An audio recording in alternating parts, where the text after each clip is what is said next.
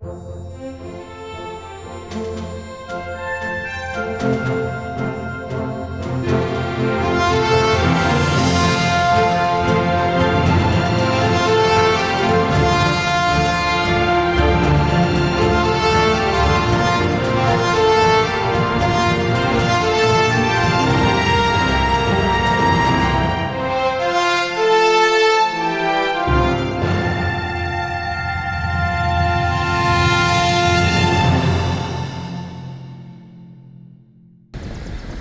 everybody, welcome to Dackman Productions and welcome to the Railroad Museum of Pennsylvania, here across the street from the Strasburg Railroad. And here today for the Conrail 50th anniversary, Conrail Days at the museum.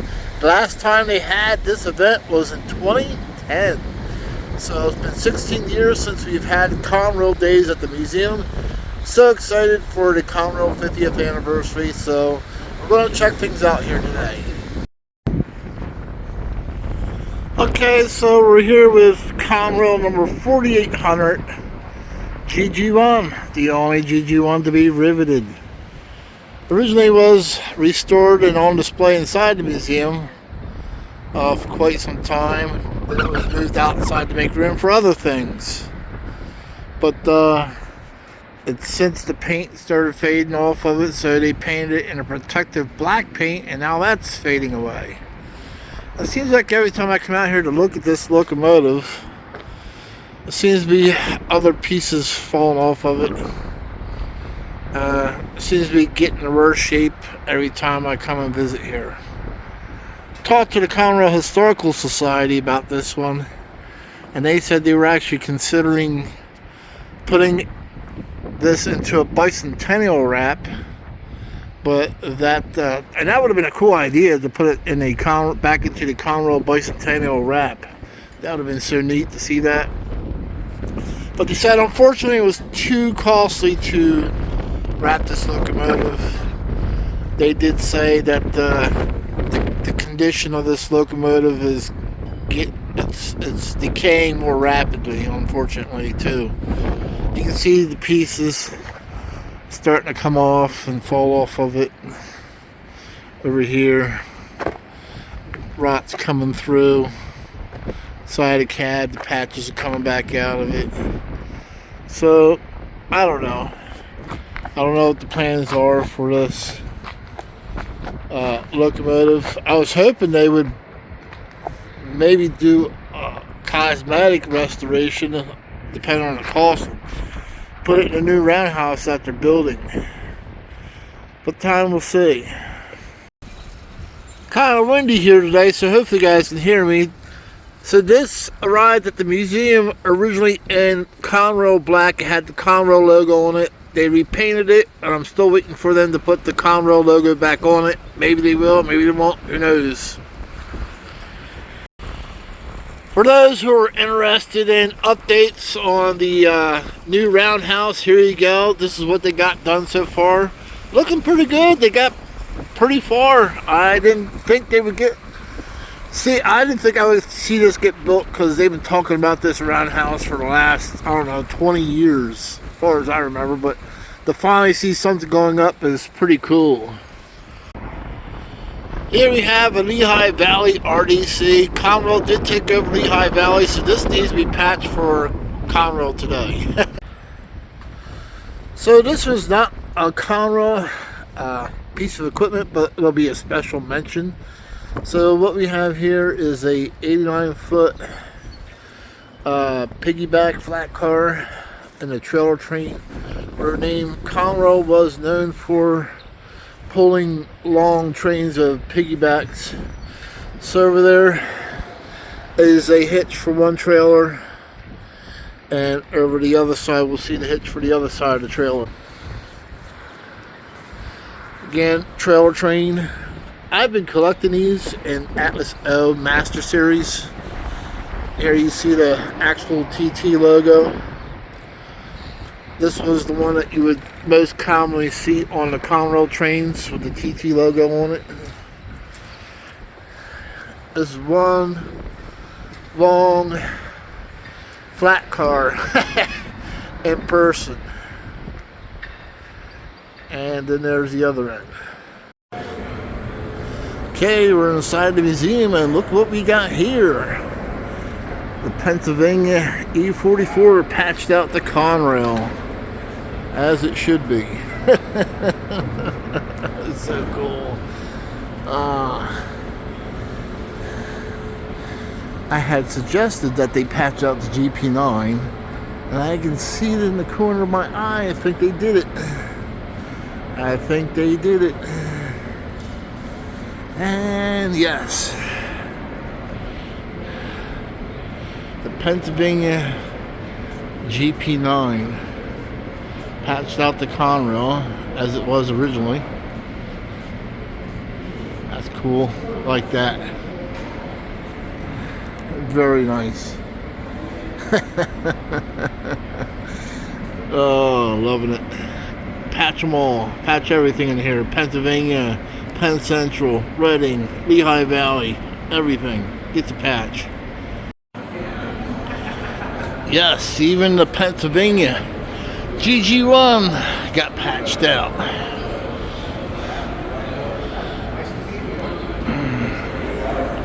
Don't worry, for you PRR guys that are crying, these are magnetic patches. It ain't gonna hurt nothing.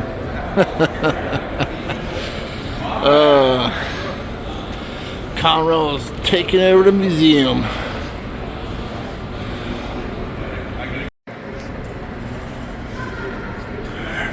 Pennsylvania Railroad. This one needs to be patched Conrail too. This was taken over by Conrail. Well, first Penn Central, which failed, and we know what happened with that story. Oh, wait a minute. Speaking of Penn Central, dun dun dun. Here you guys go. Penn Central 2-bay hopper car, H34A. I have a couple of these in Lionel. Two of them in the Atlas O that were patched over to Conrail, which this one should have it patched for today too. Oh yeah, Penn Central. Here you go. H34A class.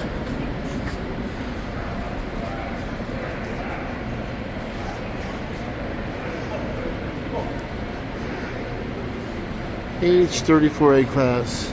It says sand load only.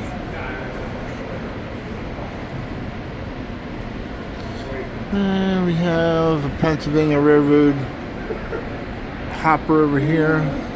The Origin is what it's called. It needs to be patched Conrail. Well, I was hoping they would patch the Pennsylvania Railroad E7 so the Pennsy fans could really cry. But they didn't. It needs to be patched anyway. Put a CR. I'm going to find a CR patch. I'm going to put it on here. And then I'll come back and I'll shoot a video of it so everybody can cry about it. Alright, so we're going through some things that the Conrail Historical Society has on display. So here's different logo concepts that they had. Logo was used in late 1975. This one right there. Developed in 1976. Adopted early March 1976. Would love to have that sign for myself, actually.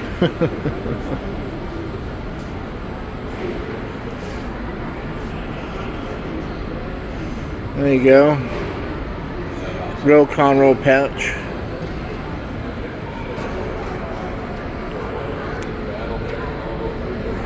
It's a cool piece there.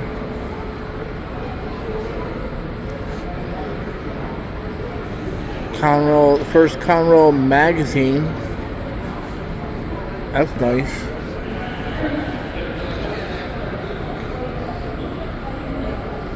Conrail's response to the Staggers Act.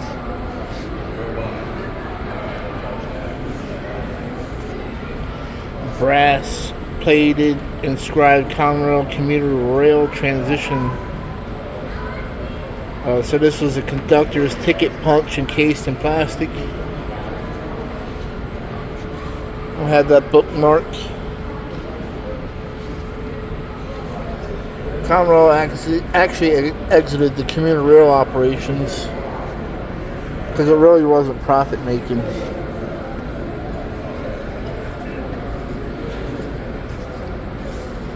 Oh, that's pretty neat. I haven't seen that before. Brass medallion issued by the New York Stock Exchange to commemorate the initial listing of Conrail stock on the New York Stock Exchange. It is etched with Conrail stock trading ticket symbol CRR. An original listing March 26, 1987. That's pretty cool. Brass replica for the initial public offering of 52 million shares of Conrail common stock held by the U.S. government. Conrail's common stock began trading on the New York Stock Exchange in 1987.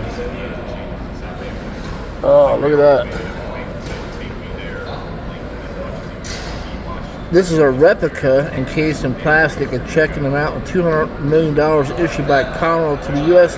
Department of Treasury.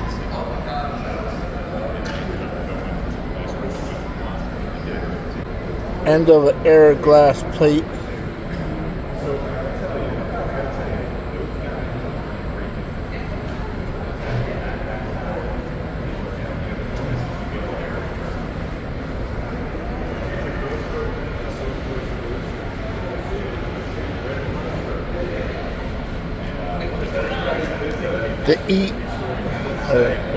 The E.H. Harriman Memorial Medal Silver Award awarded to Conrail for the year 1998. Conrail competed in a Group A, which included railroad workers that worked 15 million or more employee hours annually.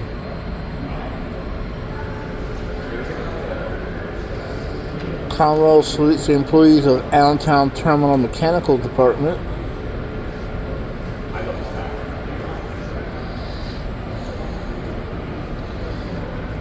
A print ad by Conrail promoted the new run-through intermodal service from New York to Los Angeles. Conrail and the Santa Fe Railway inaugurated the service via train TVLA on July 30th, 1987.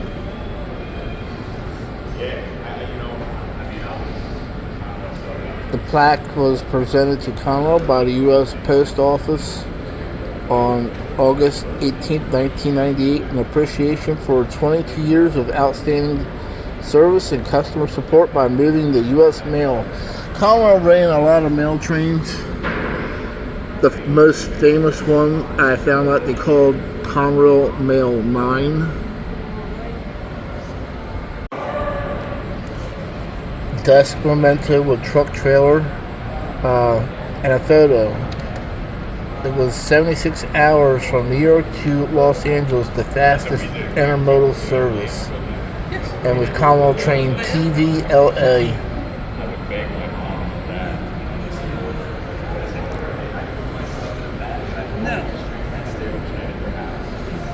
I have that sticker.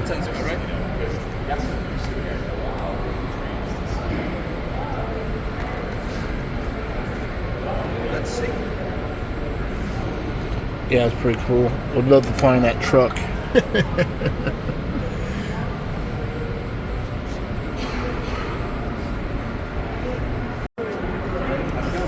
This is one of a couple of different Conrail safety sets made by K-Line.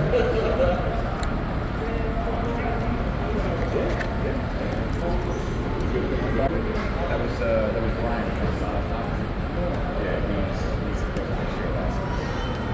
He'll be back down. He's doing a talk right now. So if you want to go check it out, it's open to the public. All right, good talking to you. That's awesome. That's Andy up there. Celebration of the Conrail 50. Yeah, this was an It's not a employee. sticker though. It's made as a magnet on the truck. That's nice.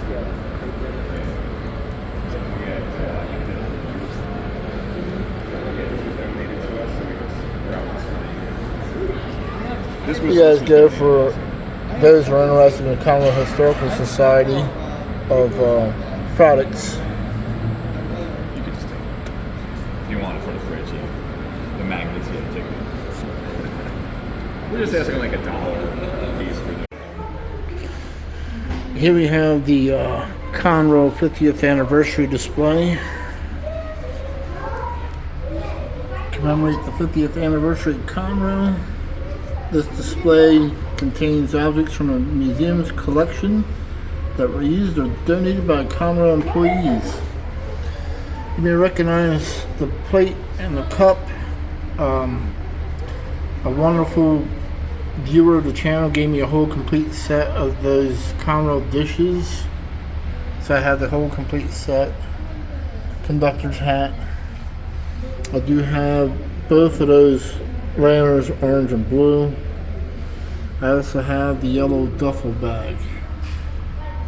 Don't have the cup yet. South Philadelphia, that'd be a good one to get. Safety District.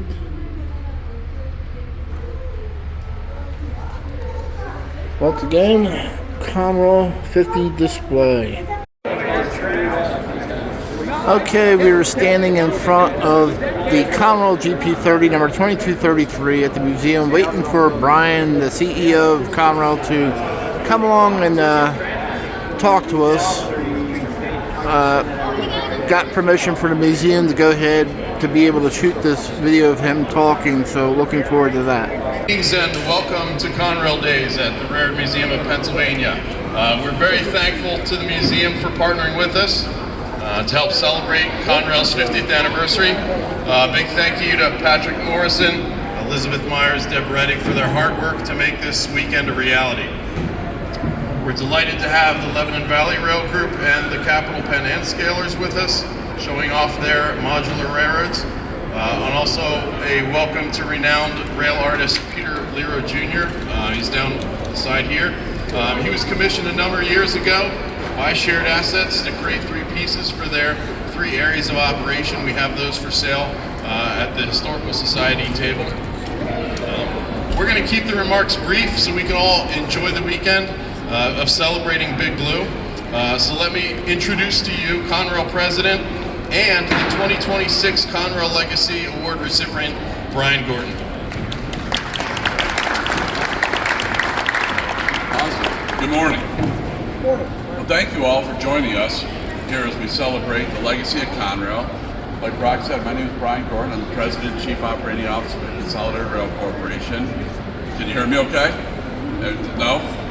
That's unusual. Normally everybody can usually hear me. So anyways, I started my career back in Conrail in 1987. I started out as a conductor, then locomotive engineer, then I went to different management ranks. I left Conrail in 1998 with the merger of CSX and Norfolk Southern, spent the last 26 years with the Union Pacific Railroad, and then came back 5 years ago to take the lead on Conrail, and I couldn't be happier. So earlier this year, on April 1st, 2026, we celebrated our 50th anniversary. And as I realized here, this was 50th anniversary last year at this museum at Patrick.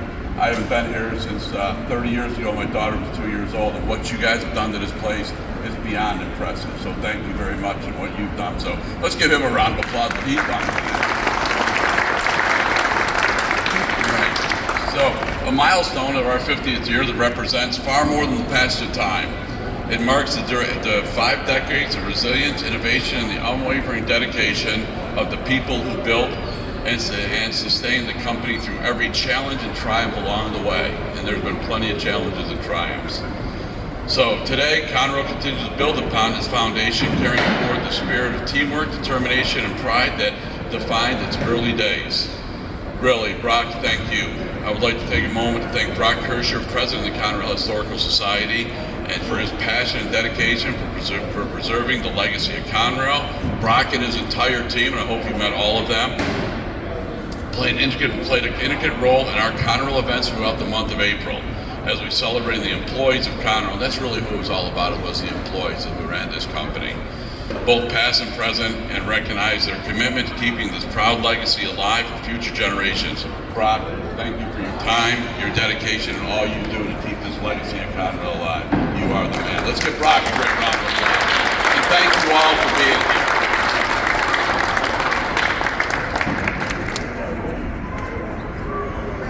Ironically, today is the 50th anniversary of when the media was introduced to Conrail.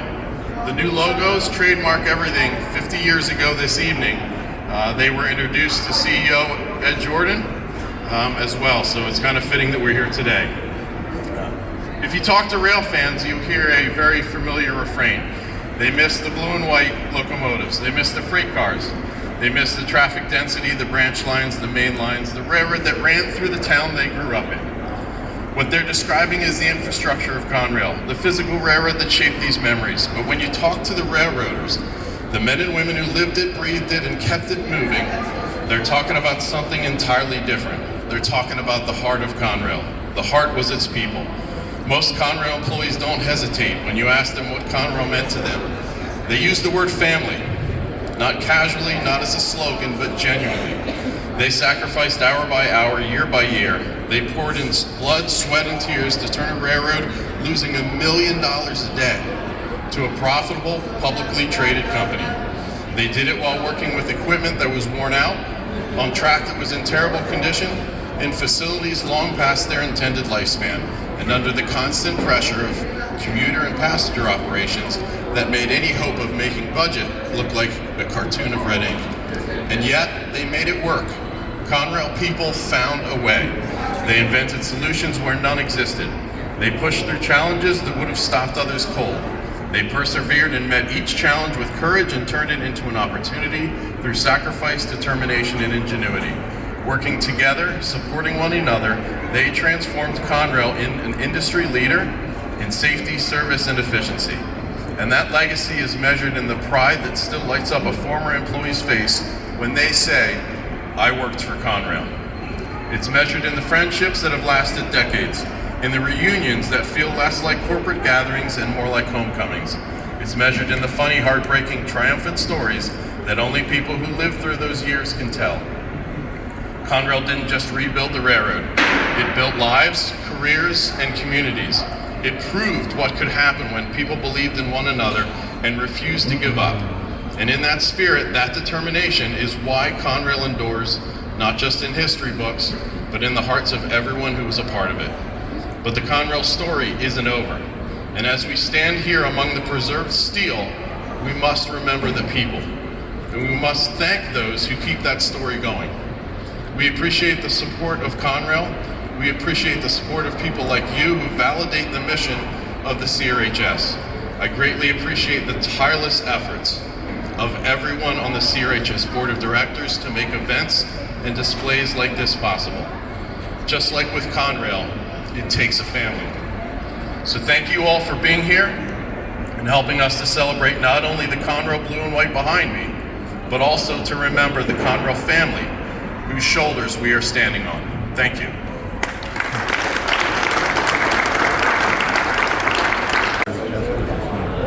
Hello everybody, so I'm having fun at the Conrail 50 and look who I ran into, Mark. So the story behind Mark is that when me and Mark show up to Henning's Trains and Walt Herbine from the Train Shop Weeklies here, he calls me Conrail Senior and calls Mark Conrail Junior. And that's because I do Conrail O Gauge, Mark does Conrail HO. So, Mark, you do have a YouTube channel. I do. So, yeah, so tell everybody your YouTube channel. I'm just Mark McCabe. Just type it in there, and it'll come up. All Conrail stuff, rail fanning, CSX, SEPTA, Conrail, a lot on the HO layout, Conrail memorable stuff, collectible stuff. He collects some of the same stuff that I do. We joke around, and between me and Mark, we always said we could probably open up our own museum. We could. With all the stuff we got. Yeah, between the both of us, we got a lot of Conrail stuff. And I've already moved into that position myself where I've actually dedicated a whole entire room I would to do that too. But anyway, are you having fun today? I am, having a buzz. And so we got to see the CEO of Conrail talk. So if that doesn't convince everybody, especially Walt, especially Walt, that Conrail is still around, nothing will. Yeah. So we're going to continue to look around, and thank you, Mark, for being on. Thank you. All right, let's catch you. All right, so we're looking at this EMD GP30 and the Conrail colors. reserved here at the Railroad Museum of Pennsylvania.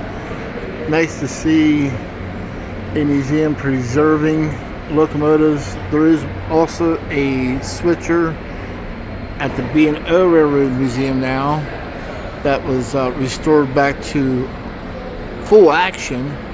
From my understanding, this GP30 does start. I don't know when the last time it started and ran, but it did start and run. The only thing wrong with it, if I remember from years ago, is that it doesn't have reverse, and to fix that was very expensive. So it was donated to the museum instead. Very cool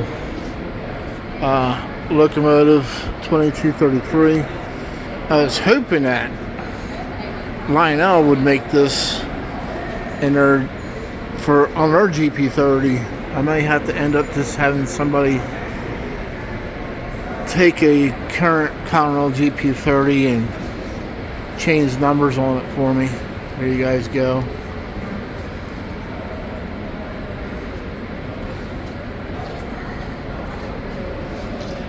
General Motors division, EMD is a division of General Motors, built 1963.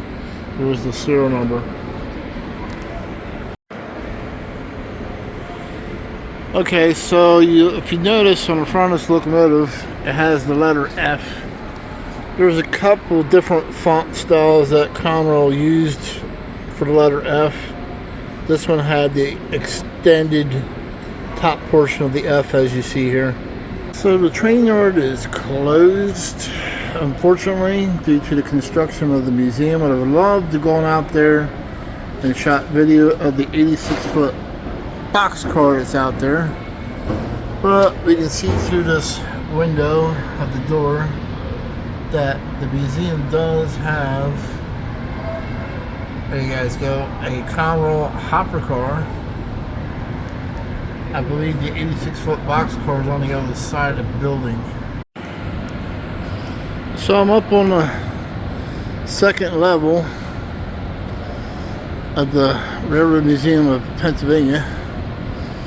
We'll do a little pan through here so you can see everything all at one shot. That's an ice bunker refrigerator car. You can see how they put the ice in there, packed it in there.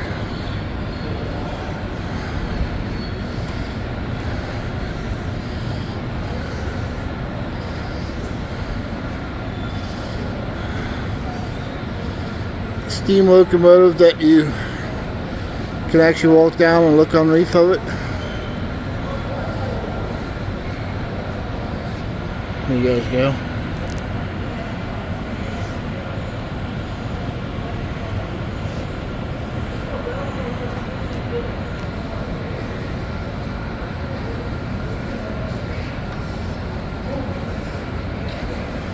Okay.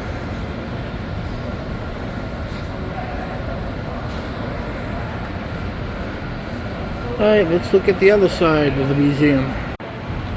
There we go.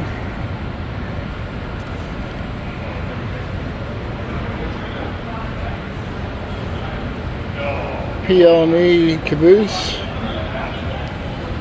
There's the Conrail.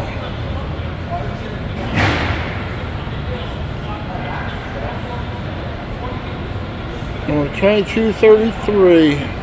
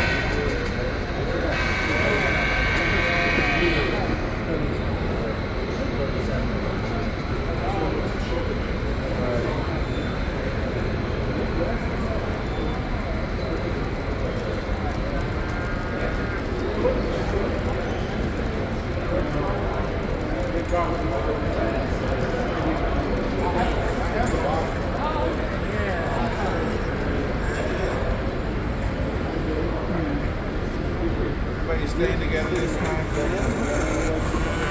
Those 4 trailer cars just are too long, but they don't make the point. Back here, they're super good, not super good, hot.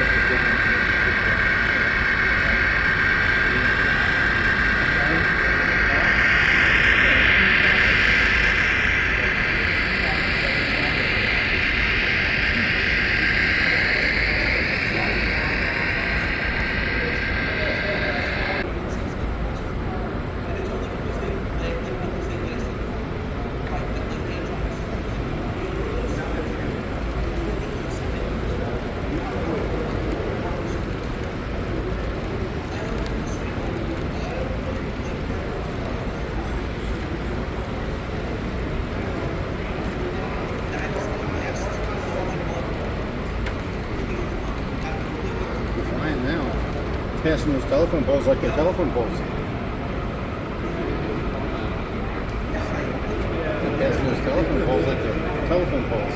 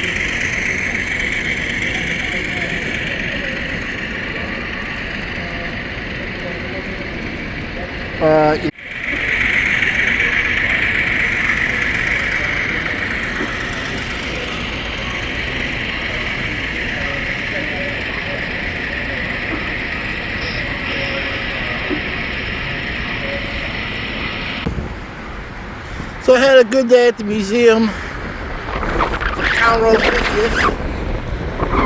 I got to meet Brian Gorton, the Conrail CEO. And I actually got to chat with him one-on-one. Didn't get that on camera, but I did get a picture with him. Got a picture with Brian. And very cool, down-to-earth person for a CEO of a company, I'll say that much. Very down-to-earth, friendly, family guy. Seems to be a great guy that I would work for, absolutely. But at any rate, I did ask him one question that I always wanted answered.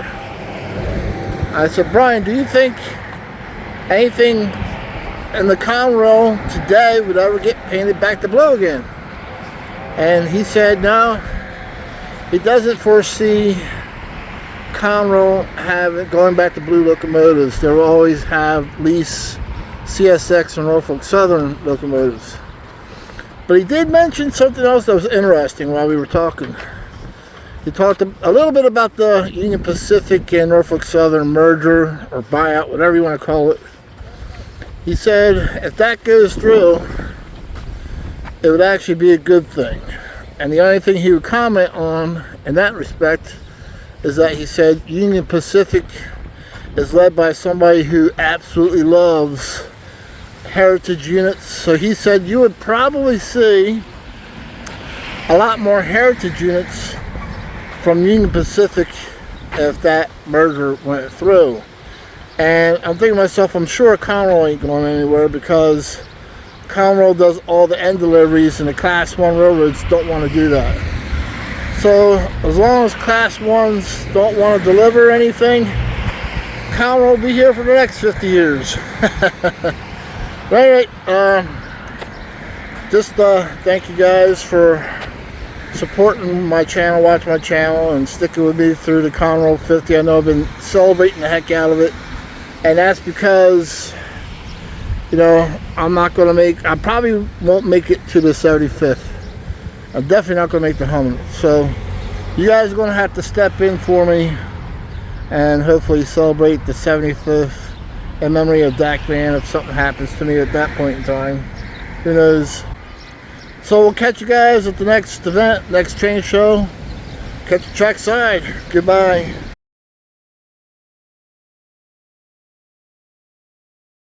So I was hoping that was the end, but it wasn't. Coming home, I decided to stop at Wawa. And I heard this, I thought it was in my radio video. I heard a noise when I shut the engine off. Only to pop the hood, and as a mechanic I should check under the hood more often, but I don't. I don't like working on my own stuff.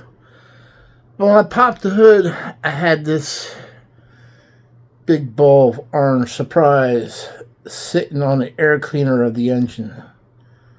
And he's, or she, a little scared, but I didn't know what to do. I didn't know where this kitten came from.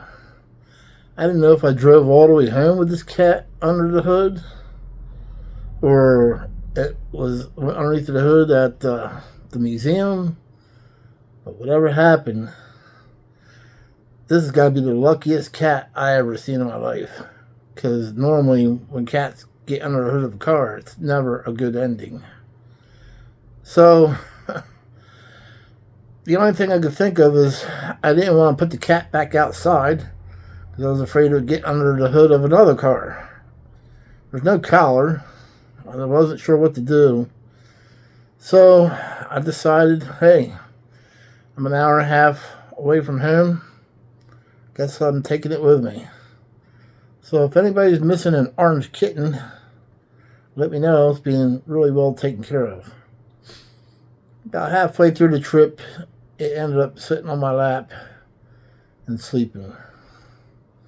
As you can see, it's calmed down pretty much a lot, because when I tried to get out from underneath the hood of my car, it wasn't easy. It took me a good 10-15 minutes, because it tried lodging itself deeper inside the engine, which I didn't want it to do, because, you know, you had the hot components on the car and it would have cooked.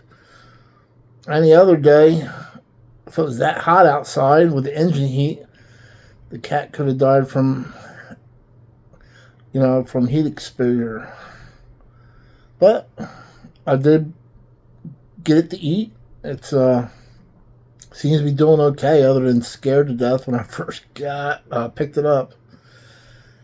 I was wondering if it was going to claw me to death, but it didn't.